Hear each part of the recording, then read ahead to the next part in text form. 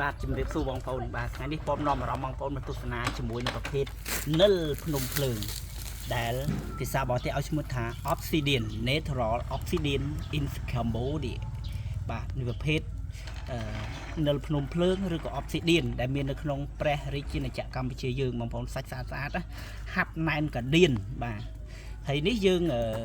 ចិត្តស្ដាងទៅចាំងភ្លើងចូលបងប្អូនណាមើលសាច់ខៀនឡើងលងចាំងល្អណាស់បាទសបកក្រៅគេវិញឡើងចង់លោហៈបាទឡើងចង់លោហៈទៅទៀតហើយពណ៌គេចង់អិននូនេះចង់អិននូបងប្អូនឃើញទេគេតិចទៅមើលឃើញនេះចង់អិននូបរយបាទសាច់គេស្អាតអញ្ចឹងនេះចំនេះស្អាត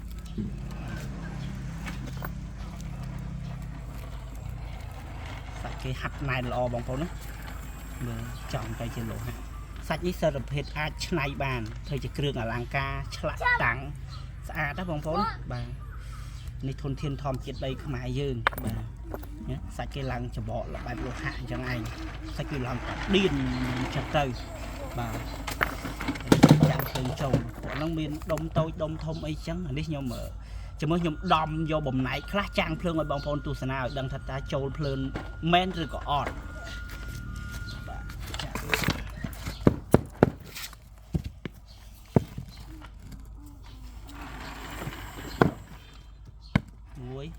2 3ចុយ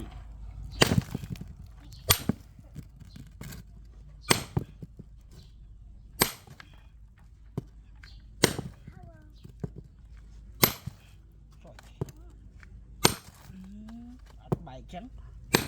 ចុយកដុំឆាប់ខាតិចចេះ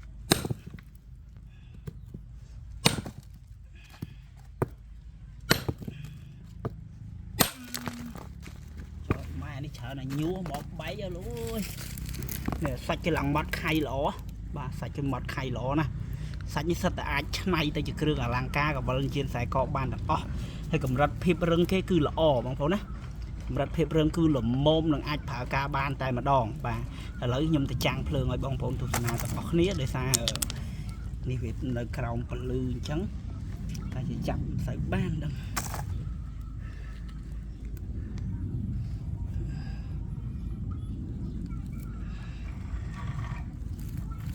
ភ្លើង7វាអត់សូវភ្លឺដូចភ្លើងនេះទេមើលឃើញអត់ទេឥឡូវយើងតែចូលម្លប់សិនបាទបងប្អូនឥឡូវយើងមកកន្លែងល្ងឹតបន្តិចដើម្បីចាប់ហ្នឹងហើយមើលឃើញអត់ណាចូលភ្លើងរៀងបៃតងបាទដូចថាកំហាប់គាត់ក្រាស់កំហាប់ល្អនិយាយទៅកំហាប់ល្អដល់ពេលកំហាប់ល្អអញ្ចឹងទៅយើងមើលទៅដូចអត់ចូលទេតាមពិតគឺគាត់ចូលភ្លើងណាបាទបើយើងចិត្តរៀងស្ដើងគឺយើងឃើញចូលហ្មងបាទឃើញទេ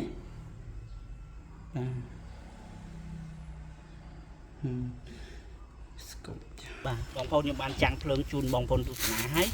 គឺចូលភ្លើងយើងចេះសើចេញរៀងបៃតងរៀងលឿងអញ្ចឹងណាបាទអញ្ចឹងបងប្អូនឃើញចាក់ស្ដាយហើយសូម្បីតែយើងដំមិនមែនដំផាំងបែកងាយទេកម្រិតគេល្អបើយើងប្រៀបធៀបមួយថ្មមួយចំនួនទៀតដូចបាញ់ដុកដូចអីម៉ាំងខ្ញោកដល់នេះគេលេងឲ្យ2 3អាយុអីអាចធ្វើលើអីហ្នឹងអញ្ចឹងនេះគេមានភាពរឹងល្មមដែលយើងអាចយកប្រើការបានគ្រប់ទម្រង់មិនថាឆ្លាក់តាំងឆ្នៃធ្វើគ្រឿងអលង្ការកវលជៀនខ្សែកងកម្មអីបានទាំងអស់បងប្អូនណាបាទមើលសាច់គេល្អនេះទឹកដីធម្មជាតិខ្មែរយើងតែម្ដងបងប្អូនអត់មានមកពីណាពីណីទេបាទឈ្មោះថា Obsidian ខ្ញុំឲ្យឈ្មោះនៅស្រុកខ្មែរយើងខ្ញុំឲ្យឈ្មោះថានិលភ្នំភ្លើងដោយសារគាត់កកើតអំពីភ្នំភ្លើងបាទចឹងសាច់គេស្អាតល្អបាទអរគុណ